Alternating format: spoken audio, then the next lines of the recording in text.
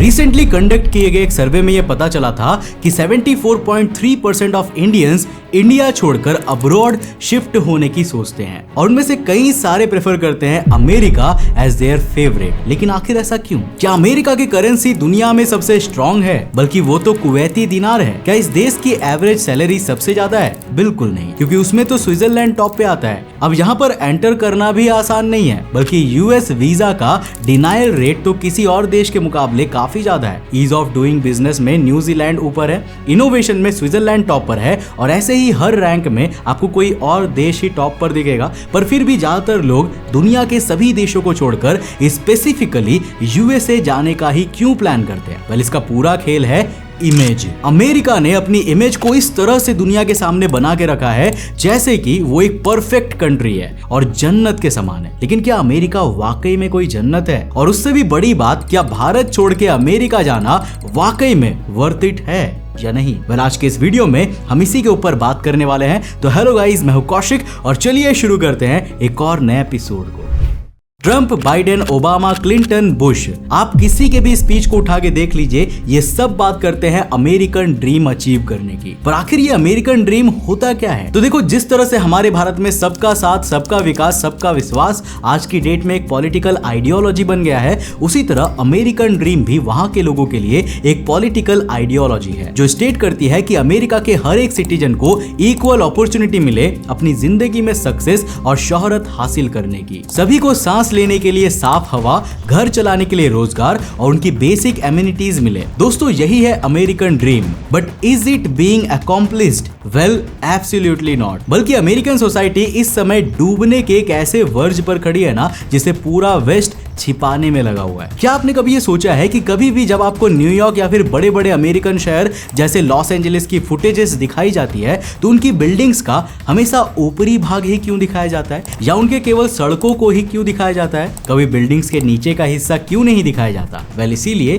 क्योंकि इनकी बिल्डिंग्स के नीचे ऐसे नजारे होते हैं, हर जगह, हर गली कूड़ा, कचरा और गंदगी, जो वाकई किसी को दिखाने लायक भी नहीं होता। क्योंकि ऑनेस्टली स्पीकिंग, इससे कई गुना ज्यादा साफ तो हमारे घर के चबूतरे और मॉल्स या दुकानों के आगे का इलाका होता है। लेकिन अगर ये असलियत दुनिया के सामने दिखा दी गई तो लोग ब्रेन वॉश कैसे होंगे कि अमेरिका बिल्कुल परफेक्ट है, जिस वजह से ऐसी तस्वीरें कभी भी दुनिया के सामने रखी ही नहीं जाती और लोगों के दिमाग में अमेरिका की एक परफेक्ट इमेज बनी रहती है। अमेरिका के सीवेज और ड्रेनेज सिस्टम्स को one of the वर्स्टली manage systems में से एक कहा जाता है, जहां ह्यूस्टन हर साल बारिश होने पर आज भी ऐसे भर जाता है जैसे वहां पर बाढ़ आ गई हो। अमेरिका के कई हिस्सों में सेप्टिक सिस्टम्स इतने फॉल्टी है ना कि उनका गंदा पानी सड़कों पे आ जाता है, जिससे किस लेवल की हेल्थ हैजार्ड और पोल्यूशन क्रिएट होता है, इसे डेटा में मेजर नहीं किया जा सकता। और यहां पर मैं आपको याद दिला दूं कि अभी हम अमेरिका के पिछड़े या फिर गांव वाले इलाकों तक गए ही नहीं, बल्कि अभी तो हम टॉप सिटीज जैसे कि न्यूयॉर्क, ह्यूस्टन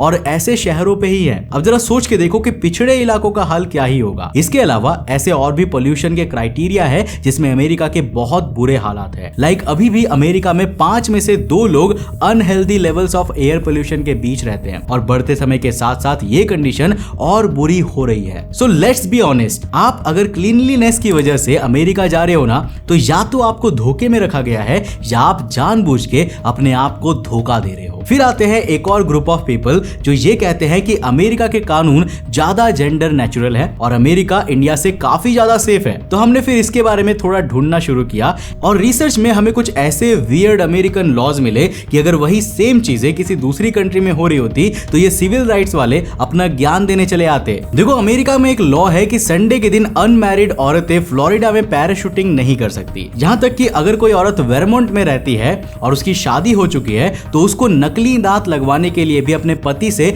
रिटर्न परमिशन लेनी होती है, जो अगर नहीं मिली तो चाहे कितनी ही मुश्किल क्यों ना हो, आपको नकली दांत नहीं लगवाए जाएंगे। और रही बात वेस्ट वर्जीनिया की, तो यहाँ तो 2 लोग बिना शादी के एक साथ लिव इन में नहीं रह सकते और ये ट्रेडिशनली नहीं बल्कि कानूनन तौर पे भी माना जाता है और जुर्म की तरह देखा जाता है। पर ये तो कुछ भी नहीं है, क्योंकि इनमें से कोई भी कानून इस तरह का नहीं है कि जिससे आम पब्लिक को खतरा हो। मगर कैलिफोर्निया में एक कानून है जो कहता है कि अगर कोई चोर 950 $50 यानी करीब 80,000 से कम की चोरी करता है तो उसे मिसडेमिनर यानी कि छोटे मोटे अपराध की तरह देखा जाएगा, जिसकी पुलिस इन्वेस्टिगेशन भी नहीं करेगी, और अगर करेगी भी तो भी अपराधियों को कुछ नहीं किया जाएगा क्योंकि उन्होंने कानूनी तौर पे कोई बड़ा जुर्म नहीं किया है, उन्होंने तो बस छोटा मोटा गलत काम किया है। यही कारण है कि अगर आप नेट पे सर्च करेंगे शॉपलिफ्टिंग इन कैलिफोर्निया तो आपको एक नहीं ऐसे ढेर सारे वीडियोस मिल जाएंगे जिसमें लोग लिटरली स्टोर्स में घुस रहे हैं, सामान चुरा रहे हैं और हक से वापस सामान गाड़ी में रखकर भाग जाते हैं। एक बंदा तो लिटरली सबके सामने एप्पल स्टोर से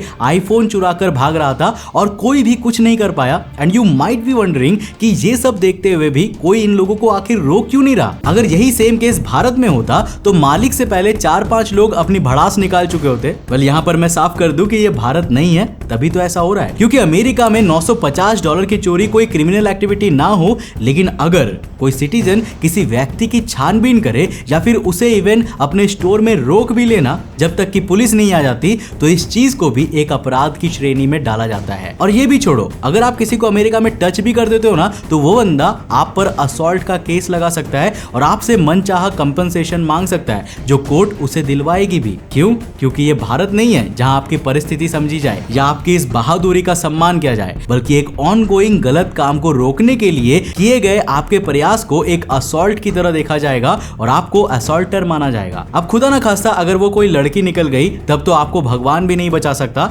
और उस छोटे मोटे चोर को कोई सजा ना मिले पर उसे पकड़ के रखने वाले को जरूर मिल जाएगी, जिस वजह से हर कोई इन्हें नजरअंदाज कर देता है कि शेर के गले में आखिर कौन ही घंटी बांधने जाएगा, और ये लूप होल एक रिवाज बन गया है वहां पर। हमें फिर भी यहाँ पर लगा कि हमें इसके अलावा और भी क्राइम्स में नजर मारनी चाहिए, तो हमने सोचा भाई क्यों ना इस पे डेटा निकाला जाए। एंड ट्रस्ट मी, हमने जेन्युइनली सोचा था कि इंडिया का क्राइम रेट अमेरिका के आसपास भी नहीं होगा, इतना ज्यादा होगा, मगर सच्चाई ने हमारे भी होश उड़ा दिए। अमेरिका में भारत से 21 गुना ज्यादा गन क्राइम्स होते हैं, इंटेंशनली मर्डर्स भारत से 68% ज्यादा और ओवरऑल मर्डर्स पर मिलियन पीपल भी भारत से 23% ज्यादा अमेरिका में होते हैं। भारत में रेप एक बहुत बड़ी समस्या है और आपको बहुत सी ऐसी खुली विचारधारा के इन्फ्लुएंसर्स मिल जाएंगी जो ये कहेंगे कि I feel safe in America, but यहाँ पर रिकॉर्ड्स ना कुछ और ही दिखाती है, क्योंकि अमेरिका में भारत से 4 गुना ज्यादा रेप्स होते हैं। और अगर हम इस फिगर को पॉपुलेशन से एडजस्ट करके देखें तो उस मामले में तो अमेरिका भारत से 15 गुना आगे है। अब ये सभी आंकड़े हम अपने मन से नहीं बता रहे, बल्कि इन्हें दर्जनों सोर्सेज से एक्सट्रैक्ट और वेरीफाई किया गया है, जिनके नाम इस वक्त आप अपनी स्क्रीन पर देख सकते हो। नाउ नोटिस वन थिंग कि जब भी आपको हॉलीवुड या अमेरिकन मूवीज में इंडिया को दिखाया जाएगा ना, इवन आज भी, तो वो कभी भी यहाँ का इंफ्रा, यहाँ की अच्छी रोड्स, यहाँ का डेवलपमेंट, ये सब कुछ नहीं दिखाएंगे। अगर दिखाएंगे तो 3 शॉट्स धारावी जैसे किसी स्लम एरिया के, 3 शॉट्स किसी रिक्शा चलाते हुए बंदे के जिसके आसपास में कोई भूखा गरीब बच्चा होगा, और इसके बाद भी अगर उनकी रील बच गई तो वो 3 और गरीब को दिखाएंगे। अब ये सदर्न एशिया जो है ना, इसको हमेशा से ऐसा ही ट्रीटमेंट दिया जाता रहा है। इंडिया, बांग्लादेश, पाकिस्तान, नेपाल, ऐसा नहीं है कि यहाँ इंफ्रा है नहीं, लेकिन ये कभी भी ग्लोबल मीडिया दिखाएगी ही नहीं, इवन न्यूज में भी नहीं। जब भी वहीं पर अमेरिका की बात आएगी तो ये दिखाते हैं Statue of Liberty, Silicon Valley, but when we actually tried to look about the streets of America we found very strange things. ये वीडियो है अमेरिका के छठे सबसे अमीर स्टेट पेंसिल्वेनिया के शायद सबसे डेवलप्ड शहर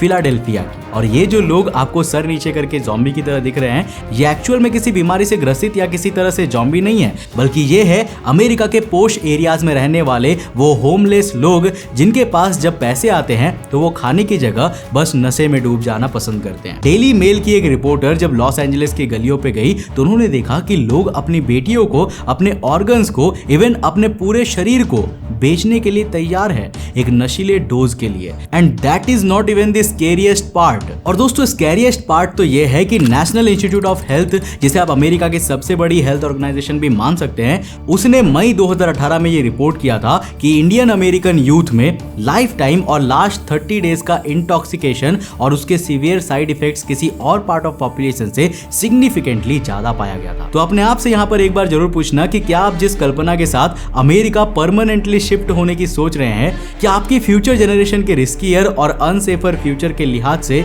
वो वर्थ इट है। हमारे भारत के एक फेमस ब्लॉगर ईशान गोयल जब लॉस एंजलिस गए थे तो उन्होंने डाउनटाउन में ही मौजूद केवल एक छोटे से एरिया को कैमरे में रिकॉर्ड किया था, जहां होमलेस लोगों के क्या हाल है इसे अगर हमने आपको वीडियो में दिखा दिया ना तो शायद वीडियो डीमोनेटाइज ही हो जाएगा। एक सोसाइटी के रूप में इकोनॉमिकली भारत अमीर भले ही ना हो, लेकिन इंसानियत यहाँ हमारे कल्चर में हमेशा से इतनी रही है कि हमें सामने वाले का दुख समझ आता है। हमारे भारत में सिर्फ बिलियनर्स ही नहीं बल्कि गरीब से गरीब लोग अपनी श्रद्धा अनुसार 10 रुपए ही सही पर दान पेटी में डालते जरूर है कि हमें भगवान ने जितना भी दिया कम से कम उसका थोड़ा हिस्सा ही सही हम उनके लिए लगा सके जिनके पास खाने पीने की सुविधा नहीं है। देखो भारत में बहुत सी जगह ऐसी है, बहुत से मंदिर ऐसे हैं, बहुत से गुरुद्वारे ऐसे हैं जहाँ पर रोज लंगर चलते हैं, जहाँ पर गरीब लोग जाकर खाना खा सकते हैं, अपनी भूख को शांत कर सकते हैं। और यहाँ पर ऐसा नहीं है कि यहाँ पर किसी पे एहसान मान के ये किया जाता है। दरअसल इसे हमारे कल्चर में हमेशा से एक जिम्मेदारी और कर्तव्य माना जाता है जो वेस्ट में आपको कभी मिलेगा ही नहीं। और ये वैल्यूज ना प्राइसलेस है। अमेरिकन सोसाइटी इतनी ज्यादा कैपिटलिस्ट है कि वहां पर चंद पैसों के लिए किसी की रिस्पेक्ट और सिचुएशन को समझने का प्रयास ही नहीं किया जाता, जिसका सबसे बुरा एग्जांपल है टिपिंग सिस्टम। हमारे भारत में टिप्स देना भले ही एक चॉइस हो, पर अमेरिका में टिप देना एक कंपल्शन है। और ये भी नहीं है कि जैसे आप 10-20 रुपए की टिप दे दो तो वही चलेगा, आपको उस ऑर्डर का एक सब्सटैंशियल परसेंटेज टिप के रूप में देना ही पड़ेगा। जैसे अगर आपने 2000 का खाना खाया तो आपको 200 रुपए के आसपास की टिप देनी ही पड़ेगी, और अगर आपने ऐसा नहीं किया तो वो आपकी बेइज्जती करने लगते हैं। और ये तो कुछ भी नहीं है, जरा इस वीडियो को देखिए। इसमें एक लड़की करीब 12 मिनट की रास्ता तय करके खाना डिलीवर करने कस्टमर के घर पहुंची, जिसके लिए कस्टमर ने उसे $8 की टिप दी, अराउंड 500 रुपए से भी ज्यादा। लेकिन लड़की बोलने लगी कि रेस्टोरेंट से यहाँ आने में उसे 40 मिनट लगे हैं, जिस वजह से उस आदमी को टिप बढ़ानी चाहिए। अब लड़की साफ झूठ बोल रही थी और आदमी ने टिप बढ़ाने से इनकार किया तो वो डिलीवरी गर्ल खाना वापस लेके चली गई, जो एथिकली आखिर कोई कैसे जस्टिफाई कर सकता है, जस्ट बिकॉज उसको ये टिप कम लगी। और अगर आप नेट पे ऐसे वीडियोस देखने जाएंगे तो वेस्टर्न साइड स्पेशली अमेरिका में आपको ऐसे केसेस की भरमार दिख जाएगी। And these are just a tip of an iceberg filled with rude and ill mentality of people there। हालांकि अब यहाँ सवाल आता है कि क्या अमेरिका जाना या वहाँ पे जॉब करना बिल्कुल बेकार है? वेल इसका जवाब है हाँ भी और ना भी। पर कैसे? वेल ये है मारिया, एक तलाकशुदा महिला जो कैलिफोर्निया में रहती है। और एक बार जरा इनका जीवन देखिए। ये कार में उठती है, कार में ही सोती है और इनका सामान भी कार में ही रहता है। इन्हें कई बार खाने की भी किल्लत हो जाती है और इनके पास इतने भी पैसे नहीं है कि ये किराए पे एक छोटी सी जगह भी ले ले, बल्कि ये किसी चैरिटेबल ऑर्गेनाइजेशन द्वारा बनवाई गई एक पार्किंग स्पेस में रहती है। जी हाँ, बिलियनर्स द्वारा बनवाए गए घर नहीं बल्कि पार्किंग स्पेस, जिसमें इनके साथ कई सारे सिक्योरिटी गार्ड्स, उबर ड्राइवर्स और एग्जीक्यूटिव्स तक अपनी कार में रहा करते हैं। कार में ही वे लोग खाते पीते हैं और सोते हैं। सच में कितनी गरीब महिला है ना। अब जरा इनकी तनख्वाह गैस करो। आप सोच रहे होंगे करीब 10-20 हजार रुपए तक होगी इसीलिए तो ऐसा होगा। वेल इनके महीने की कमाई करीब 1500 यूरो है, जो कन्वर्ट होकर बनती है 1,36,000 रुपए। अगर आप भारत में 1,36,000 रुपए कमाते हो ना तो आप ऐसे राजा की जिंदगी जी सकते हैं कि दुनिया सच में आपको सलाम ठोके। लेकिन उसी तनख्वाह की अमेरिका में इतनी औकात नहीं है कि किसी को अपने सर के ऊपर एक छत मिल सके। अगर आपको लग रहा है कि यार इतना खर्चा आखिर कैसे हो सकता है, तो हम आपको वो एग्जांपल देते हैं जो आपको शायद सबसे रिलेटेबल लगे। इस वक्त आप अपनी स्क्रीन पर जो दवाई देख रहे हो ना, ये है पैरासिटामोल की एक स्ट्रिप। इस स्ट्रिप में टोटल 10 दवाइयां होती है जो कि भारत में 10 रुपए की पड़ती है। लेकिन यही पैरासिटामोल जब आप अमेरिका में लेने जाओगे ना तो इसे खरीदने के लिए आपको 20,000 रुपए देने पड़ेंगे। पर क्यों? वेल अगर भारत में आपको ये दवाई लेनी है तो आप इसे केमिस्ट की दुकान से आसानी से ले लोगे, लेकिन अमेरिका में यही सेम पैरासिटामोल लेने के लिए आपको पहले एक डॉक्टर से कंसल्ट करना पड़ेगा, जिसके लिए करीब $150 से $200 देने पड़ेंगे, विच इज अराउंड 12 से 16,000 रुपए। अब यहाँ पर एक और चीज ध्यान देने वाली है कि आपको यहाँ पर डॉक्टर से एडवांस में अपॉइंटमेंट लेना पड़ेगा, और अगर आपको तुरंत कंसल्टेशन चाहिए तो उसके लिए एक्स्ट्रा चार्ज देना पड़ेगा। कंसल्टेशन के बाद डॉक्टर्स आपको टेस्ट देने के लिए कहेंगे, लाइक ब्लड टेस्ट वगैरह, जिसके लिए आपको करीब $30 से $50 पर टेस्ट लग सकता है। मोटा मोटा 5,000 मान लेते हैं। अब इन टेस्ट और कंसल्टेशन के बाद अगर डॉक्टर ने आपको पैरासिटामोल रेकमेंड किया तब जाके आप इसे अमेरिका में किसी केमिस्ट से खरीद पाओगे, जो पड़ेगी करीब $5 की, यानी कि 400 रुपए की। अब अगर मैं इस खर्चे में से 1-2 हजार रुपए कम भी कर दूं तब भी जाकर आपको 20,000 रुपए का फिगर मिलेगा, भारत से 2000 गुना ज्यादा, for the very same medicine. And trust me when I से दिस, ये तो अभी कुछ भी नहीं है। ऐसे और भी बहुत से खर्चे हैं जो आपके लाखों रुपए की सैलरी को भी अमेरिका में अनसर्वाइवेबल बना देती है। हालांकि हमें लगा कि यहाँ पर बैठे बैठे इस बात पे जजमेंट नहीं दे सकते, तो हमने सोचा कि क्यों ना इस बारे में उन्हीं लोगों से बात किया जाए जो अमेरिका में रहते हैं। So we try to to connect few Indian youth on LinkedIn, Instagram, जो कि अमेरिका में जॉब करते हैं, and we actually found something interesting here. Unfortunately हम उनका नाम या फिर डिटेल्स नहीं डिस्क्लोज कर सकते क्योंकि उनमें से बहुतों ने खुद भी इस चीज के लिए मना किया, but let's summarize what we found out. America जाने वाले इन यूथ्स की इन हैंड सैलरी सब कुछ काट कुटा के 40 से 75 हजार डॉलर्स बन रही थी, एज पर जितने लोगों से हमने बात की, जिसका मतलब महीने में इन्हें करीब 3 से लेकर 6 हजार डॉलर्स इन हैंड मिलते हैं, जिसमें से मैक्सिमम के हेल्थ केयर इंश्योरेंस का खर्चा कंपनी बियर कर रही थी। मे बी उनके एनुअल पैकेज में होगा, जिसके बारे में हमने ज्यादा पूछा नहीं। अब उन्होंने बताया कि अगर वो सिलिकॉन वैली या टेक हब्स के पास रूम्स लेते हैं ना, तो उन्हें करीब 2 से 2.5 हजार डॉलर्स या उससे भी ज्यादा का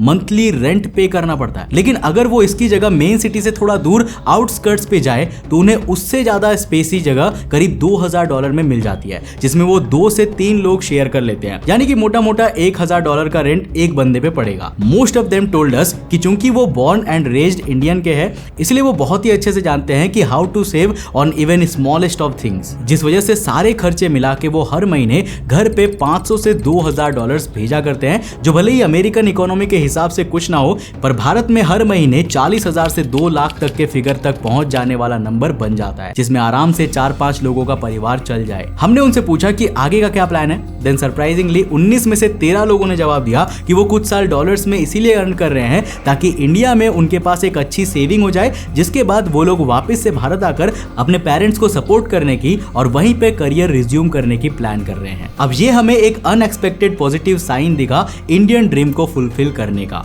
वी एक्सपेक्टेड कि उनमें से ज्यादातर लोग ऐसे होंगे जो कहेंगे कि हम वापस नहीं आएंगे, बट ऐसा नहीं था। हमें डाउट हुआ कि कहीं हमने डिफरेंट सेट ऑफ यूथ को ही तो नहीं टारगेट कर लिया, तो हम थोड़ा पब्लिक सर्वेस को देखने लगे, जिसमें नुपुर ड्रेव के सर्वे में भी यही बात आई कि मैक्सिमम इंडियंस आज अपने पेरेंट्स का ख्याल रखने के लिए भारत वापस आने का प्लान कर रहे हैं। खुशी हुई ये जान के कि एटलीस्ट हमारे कल्चर की ये ब्यूटी तो अभी भी प्रिजर्व्ड है और वेस्टर्नाइज नहीं हुई है। आज बहुत से लोग भारत छोड़ के जा ही इसीलिए रही है ताकि वो यूएसडी में तगड़ी सेविंग्स करके या तो इंडिया में अपनी जॉब कंटिन्यू कर सके या फिर यहाँ उस सेविंग से एक स्टार्टअप शुरू कर सके। And these are some positive signs कि हमारे भारत का युवा जो बाहर जा रहा है वो कम से कम वापस आने की सोच तो रहा है। हालांकि इतना सब कुछ जानने के बाद क्या आप अमेरिका अभी भी जाना पसंद करेंगे? And if you are someone who is watching this video from America, तो आप इनमें से कितने बातों पर एग्री करते हो और कितने पे नहीं, और आपका इन सभी चीजों को लेकर क्या ओपिनियन है, हमें बेझिझक होकर नीचे कमेंट सेक्शन में लिखकर जरूर बताना। आपके कमेंट से हमारी आने वाली जनरेशन को सच्चाई का पता लग सकता है। बाकी अगर आपको ये वीडियो पसंद आई और इससे कुछ नया सीखने को मिला तो इस वीडियो को लाइक कर देना और अपने दोस्तों के साथ जरूर शेयर करना। अगर आप नए इस चैनल पे तो इस चैनल को सब्सक्राइब करने के साथ साथ नोटिफिकेशन बेल ऑन कर देना। और अगर आपको ये वीडियो पसंद आया तो मैं आपको रेकमेंड करूंगा कि आप अगली वीडियो इसे जाकर जरूर देखना,